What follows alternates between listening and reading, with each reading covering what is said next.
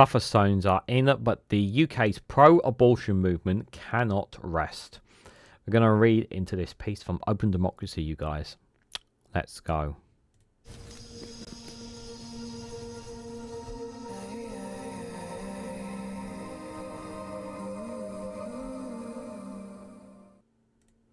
Good morning, good afternoon, good evening, wherever you are in the world. This is Reganelite here with an opinion piece from Open Democracy with the headline that buffer zones are in, but the UK's pro-abortion movement cannot rest. Undercover, in an anti-abortion group, I discovered the ideology and influence behind the now banned clinic protest. Guys, while you're here, make sure you hit the like button and share this across social media so others are notified of this video. Make no mistake about it. What's happened in America with regards to women's rights to be able to decide what to do with their bodies, if they end up conceiving and becoming pregnant, whatever formats or laws that you can argue about it in any way, shape or form, those women will no longer have that right to decide what to do with their bodies as time will go on. And you will see it in some states they have no rights at all. They have to have that baby even if it is against their will. So their rights for women to choose what to do with their own bodies is being eroded in America. Now, people may argue, well, Regan, that's happening in America. What's that got to do with here? Now, whatever you might think about, and I understand why people feel about the right for pro-life. I get this premise and idea. But I also think that this is also being used as a smoke screen for something truly horrifying, and that is to coerce and control women's bodies. I generally believe that. I believe that the intention is not about pro-life. It is to make it is to control and coerce women. Now, to say that it is not, that it will never happen here in the UK is folly. If one of the so-called most freedom democratic nations in the world can decide to take away a woman's choice whether they want to have an abortion or not, it can happen here. And it is so important that women be allowed to make that choice for themselves. And it's really important that not just women, that men who believe that women should have that right to decide what to do with their bodies should be fighting that as well. It is so important that we protect their rights and be able to let them make the choice of what to do with their body. So let's read the opinion piece. In just over 5 years to the day I arrived in a Blanc conference hall in Holborn, central London, to take part in the Clarkson Academy, a 2-day training course run by the Extreme Anti-Abortion Group Centre for Bioethnical Research UK, CBR UK. The training aimed to level up the fight against abortion, with sessions that focus on how to run anti-abortion protests, including outside clinics. These included one called Social Reform and Graphic Images, which focus on the need to use distressing abortion imagery during protests in order to influence change, and another titled #StopSuella and Cultural Engagement, which referred to the pro-choice Labour MP Stella Creasy. Stella Creasy is a strong advocate and claims to be a pro-lifer, but also is somebody who says that you ladies should not be able to choose what to do with your body as well. There is also a display briefing, after which the attendees headed to a protest to put into practice what they had just learned. I did not attend this session or the protest, which took place on the second day of the academy. I was there undercover on one day to report for Open Democracy and saw firsthand how the group believes abortion is linked to Satanism. Former lobbyist Wilfred Wong told the audience that abortions are ritual child sacrifices, before claiming Satanists conduct ritual abortions in unnamed high-profile facilities in the US, where women sways while chanting "Our bodies, ourselves." One moment that struck me was how CBR UK's founder Andy Stephenson boasted that Britain would end abortion within 5 years, predicting that we would ban abortion before the US. It seems unlikely, I thought. Well, it's been 5 years, and far from ending abortion, their tactics of protecting outside clinics have come to an end instead. With the long-delayed implementation of buffer zones, Parliament voted to designate safe spaces around abortion clinics, so patients and workers are free from harassment. Back in October 2022, however, the then Home Secretary Suella Braverman, who has a history of anti-abortion voting, failed to implement the law.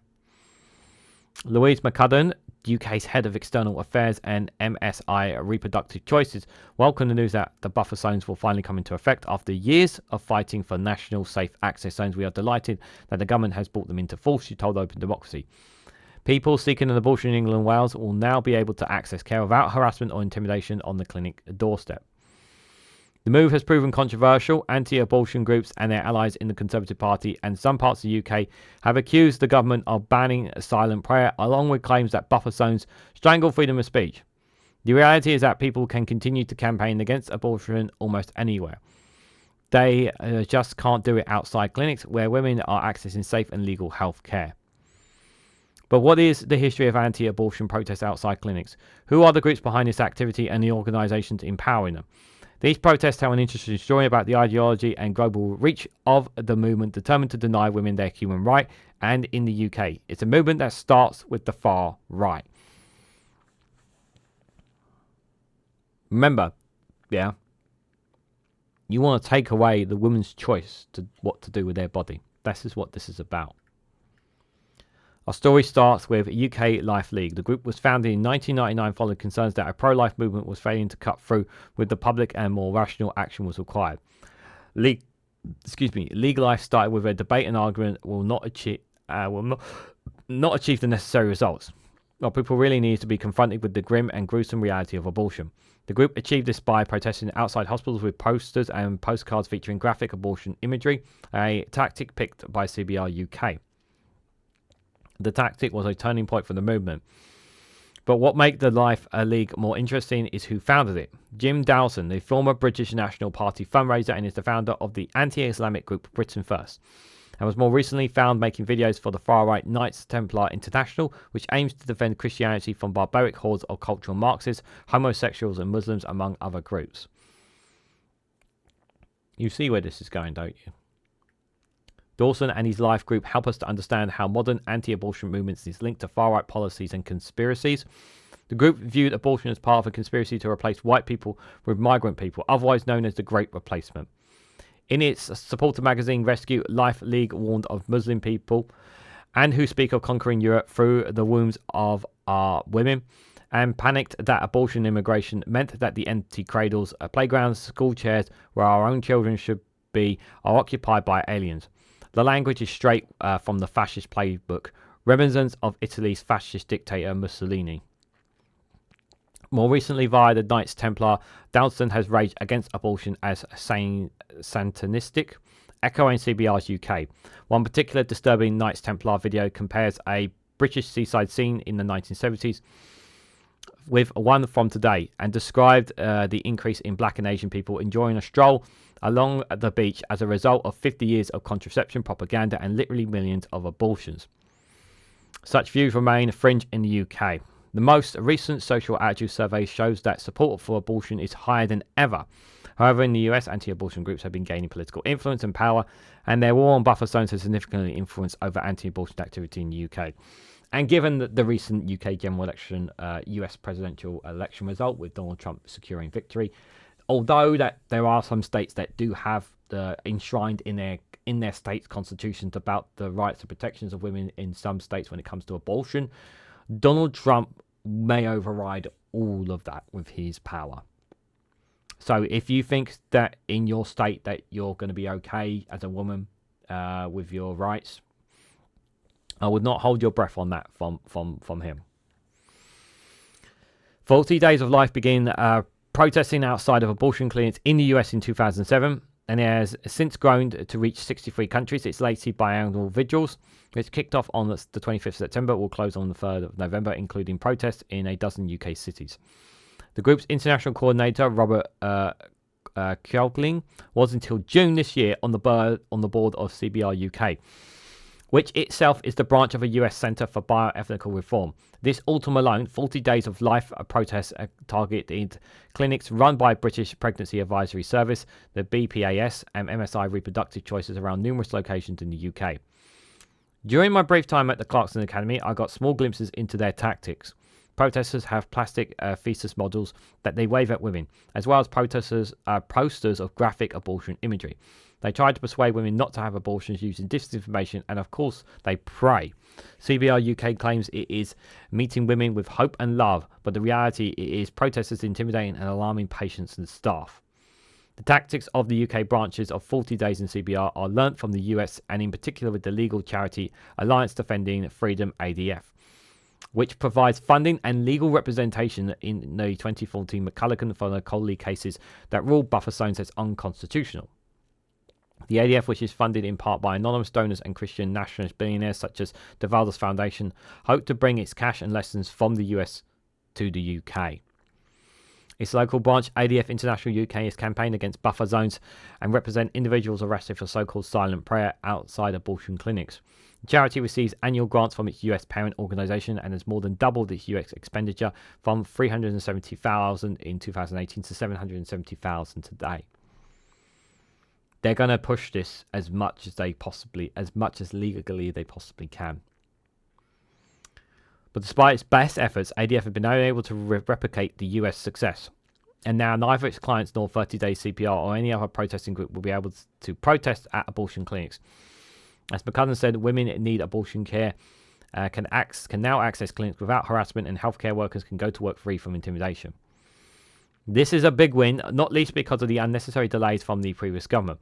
But while we can celebrate this change, the pro-abortion movement must remain aware of the growing far-right and US influence threat to women's rights. Yes, we've made major steps, but that doesn't mean to say that it won't change in the future. It doesn't mean to say that perhaps like the next Conservative government in the future or the next Reform government in the future may start taking those barriers away, start making it more difficult for those abortion clinics, and start making highlighting those questions. Don't be surprised if that is the case. New anti-abortion groups such as Abortion Resistance are forming with new messages and a vibrant Gen Z aesthetic. The overruling of Roe v. Wade in the US has embroiled a global movement that is seeking to increase its influence in the UK. And a rising far-right is adopting abortion as an issue in its campaign, another learning tactic from the US. That movement may yet be further embroiled by a Trump win in the next US election, which has already happened because this article is quite old. We must be ready to defend and expand abortion rights here and across the world. Yeah. Here are some. I'll share some of this with you guys here. If you or someone who knows affected by the issues raised in this article, or the following organisations can help. The link for this article will be in the description as well. But NHS contraception advice, NHS abortion advice from the National Healthcare Service, the British Pregnancy Advisory Service there. Independent charity caring for women and couples who decide to end a pregnancy or are considering adoption. There's the phone line there, and the website will be there. Again, link in the description. Sexual Health for Scotland there's a phone number there, and the website for Sexual Health Scotland is there. For Northern Ireland there's also a contact number and informal choices there for Northern Ireland. Abortion Support Network there. Advice on travelling for abortion, financial assistance towards the cost and where you need and where possible. Accommodation in volunteering homes. The Abortion Support Network. Brooke is a sexual health service and advice for all young people under 25 at their service around the UK. Ask Brooke offers interactive text and website service there. And that's Project London. That is sexual health and HIV prevention support service to selected Black, Asian and minority ethnic BMNE communities in London. That's the website NAS there. So, like I said, the link for this article will be in the for this opinion piece will be in the description. And if you click on any of them, they do have links that go directly to any of their websites, and the contact numbers are there should you need them. Make no mistake about it. This can change. Just because it's just happening in the US does not mean it can happen here.